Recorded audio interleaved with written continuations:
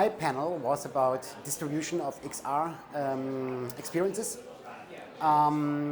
which is quite important to discuss at the moment because even if it's digital works, they are sometimes presented in museums or galleries and not just online.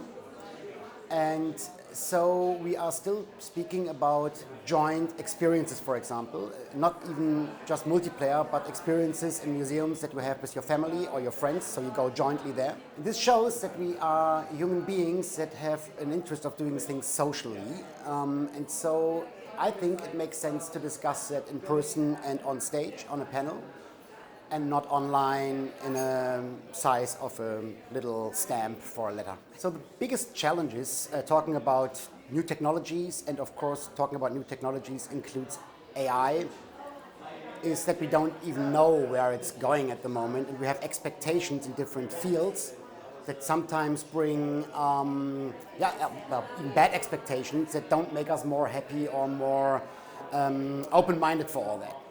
So talking about AI at the moment doesn't make me afraid of losing my job or doesn't make me afraid of losing the jobs of my employees.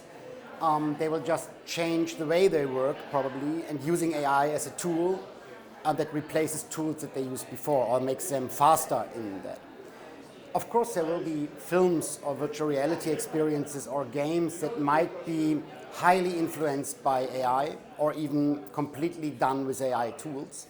But still needs a director, still needs someone who's prompting, someone who's looking at the result, judging it, and so on. At the moment, probably that will be taken over by AI as well. But to be honest, I fear the use of AI in completely different fields much more than in the audiovisual industry at the moment.